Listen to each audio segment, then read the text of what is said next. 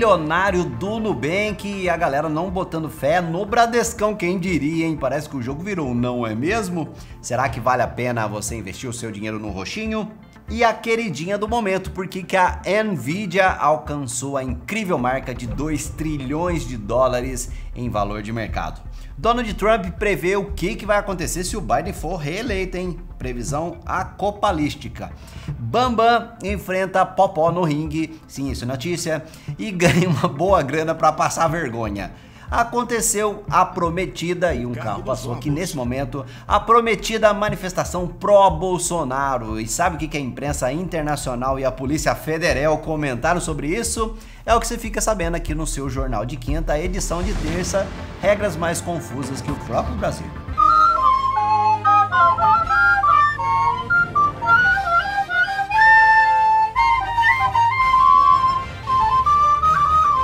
Boa noite.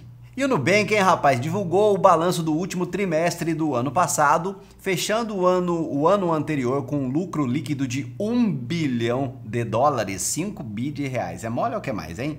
Lucro de gente grande, aliás, de banco grande já, hein?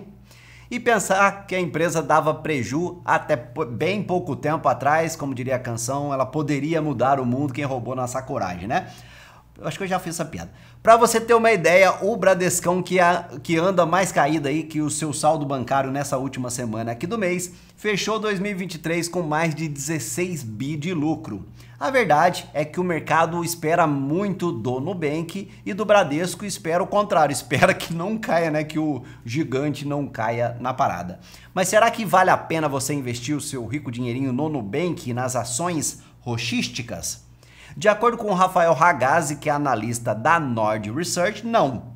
No setor bancário, eles preferem o Banco Inter, que tem 1/3 dos clientes do roxinho, ainda assim no Banco Inter são 30 milhões de clientes, e o Inter também ganha praticamente o mesmo por cada cliente ativo, o mesmo do Nubank, né? Mas gasta menos para conseguir novos clientes. E você, o que acha? De que lado você tá, roxo ou laranja? E falando em laranjão, Donald Trump, como sempre, muito pragmático e equilibrado, pero no mucho. Ele resumiu o que vai acontecer na visão dele se o Biden for reeleito. Se o Biden vencer, haverá... Não, eu não vou ler inteiro fazendo esse sotaque tosco de gringo, não. Se o Biden vencer, haverá a Terceira Guerra Mundial e os Estados Unidos vão perder.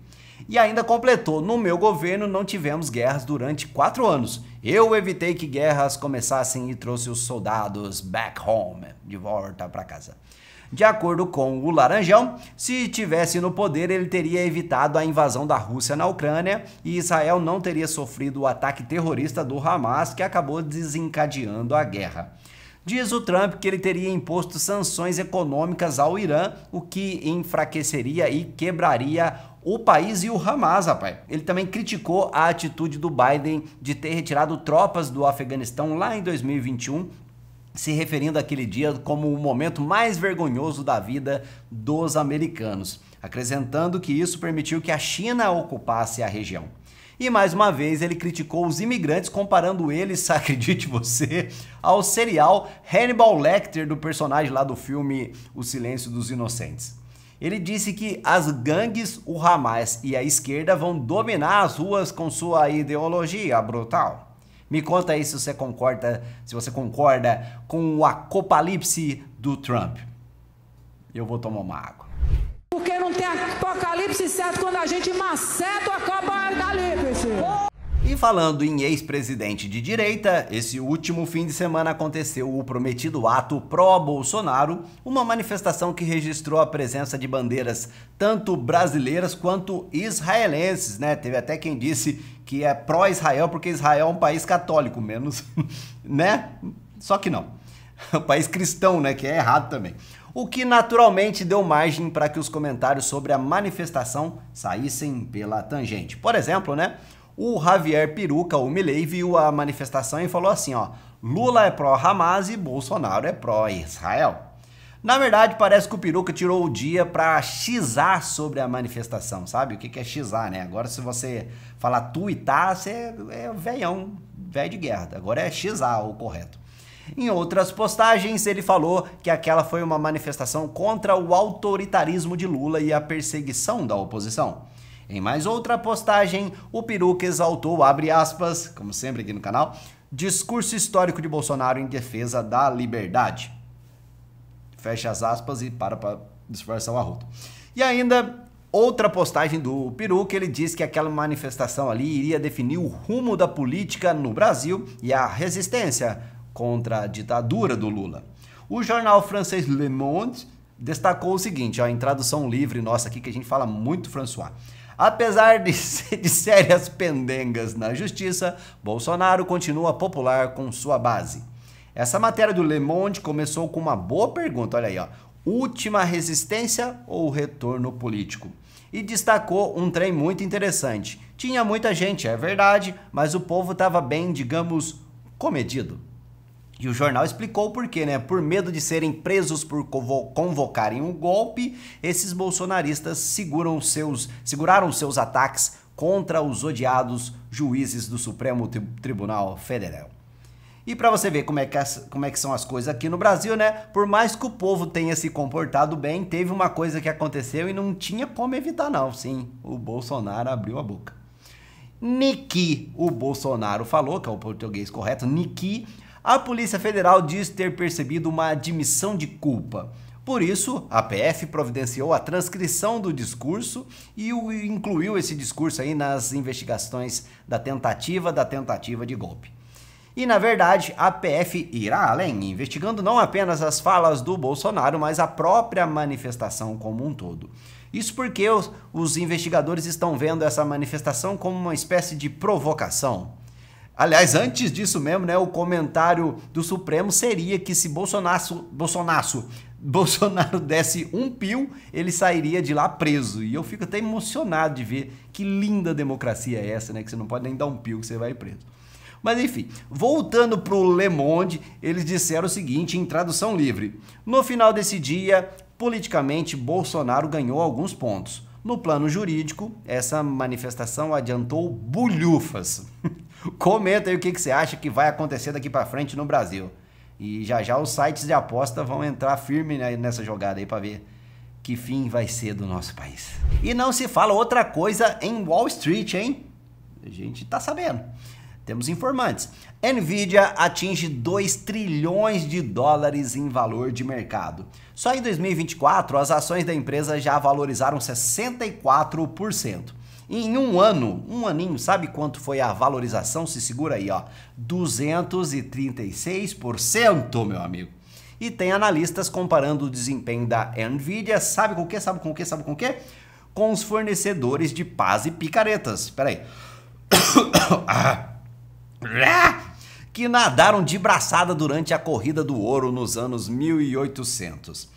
Interessante demais essa comparação, né? Porque na corrida do ouro teve pessoas e empresas que, em vez de ir lá ficar se sujando procurando ouro, passaram a fornecer ferramentas para quem queria procurar o ouro, que essa empreitada, você sabe, é uma empreitada, pode ter, pode não ter, você pode perder seu tempo, sua vida. Já a Nvidia está fazendo algo parecido ali, né? Desde o final de 2022, a inteligência artificial se tornou um dos assuntos mais falados e um dos mercados mais explorados. E, entre outras coisas, a Nvidia fornece chips voltados especificamente para a inteligência artificial. E, de acordo com um analista, as principais empresas de computação em nuvem estão planejando aumentar os seus investimentos para atender a demanda por treinamento de inteligência artificial. E parece que praticamente todos esses gastos vão cair nos bolsos da Nvidia. E esse mesmo analista fez uma previsão muito interessante sobre o faturamento da empresa até 2025. Ele prevê que a receita da empresa aumentará em alguns bilhões a cada trimestre de 2025, à medida que eles forem fornecendo cada vez mais chips. E esse é o tipo de notícia que impacta todo mundo. Seja você um investidor da Nvidia propriamente, ou para quem só está com medo mesmo de aumentar o preço das placas de vídeo da Nvidia, que eu sei que você usa nos seus joguinhos aí. Que Popó detonou o Bambam e venceu por nocaute em 36 segundos, e se você não vive dentro de uma toca, você já deve saber. E falando em saber, agora eu sei exatamente o que a minha mulher se sente, né? Como ela se sente, porque ficar acordada a noite toda para durar 36 segundos, meu amigo... Uma máquina! Eu sou uma máquina, né? Quase um robô. De vez em quando eu gosto de fazer os podcasts. E ao contrário do que Bambam havia prometido, você não deve ficar nem um pouco chocado com isso, né? Você não ficou nem um pouquinho chocado, tenho certeza. O único que não é ovo, mas ficou chocado nessa história parece ter sido o próprio Bambam. O Popó derrubou o seu oponente pela primeira vez depois de apenas 13 segundos de luta. Segundos esses que, ao que tudo indica, devem ter durado uma eternidade para quem apanha, né? Vamos combinar. E abrindo o coração após a luta, Popó disse, abre aspas, deu até as costas para mim de tão frouxo que você é. Você falou que o seu soco é tipo um foguete, mas é tipo um foguete do Elon Musk, né? Só de ré. Fecha aspas, lembrei. Mas a melhor parte da luta, você há de concordar comigo, foram os memes, né? Ah, isso sim. Eu nem abri, né? O quadro Notícias de Quinta Série. Agora sim, no meio do quadro eu abri o quadro. Bambam estava indo muito bem, o problema foi quando o juiz iniciou a luta. O Bambam levou tão a sério o lance de ser influencer que nessa história aí só aguentou mesmo 36 segundos para fazer um vídeo caber dentro de um story, sabe? Uma hora o Popó batia, outra hora o Bambam apanhava. Tem que revezar essas coisas aí. Fizeram uns vídeos até com os melhores momentos da luta, olha aí.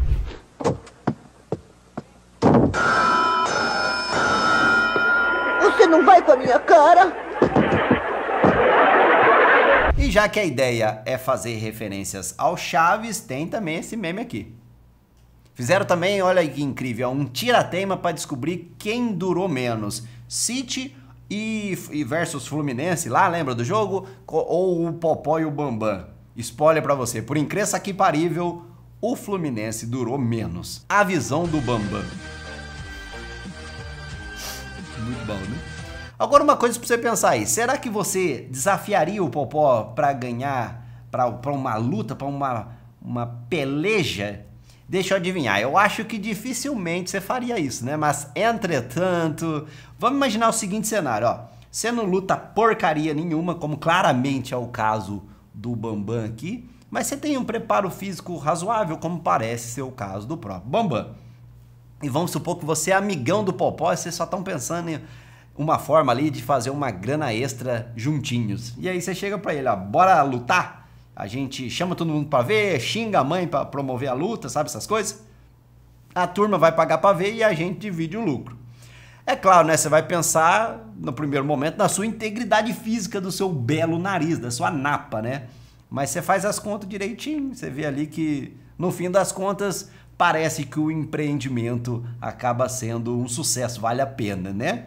Afinal, o Bambam faturou uma bolada aqui, além de uns murros na cara, apesar do vexame. E o Popó ficou mais rico, sem passar vexame nenhum, né? O que faz todo sentido.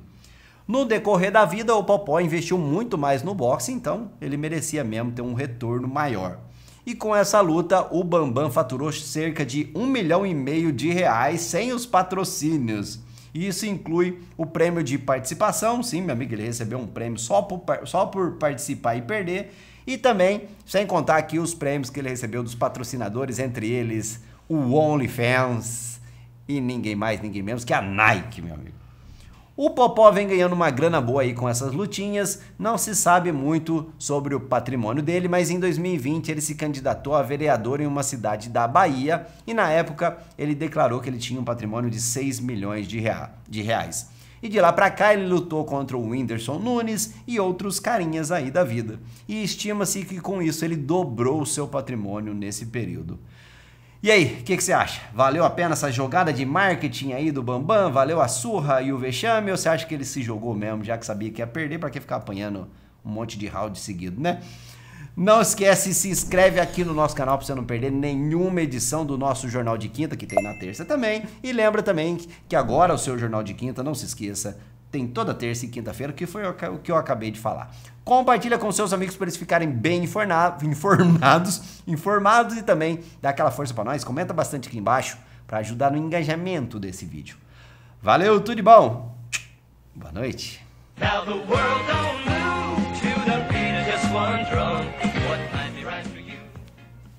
Já foi.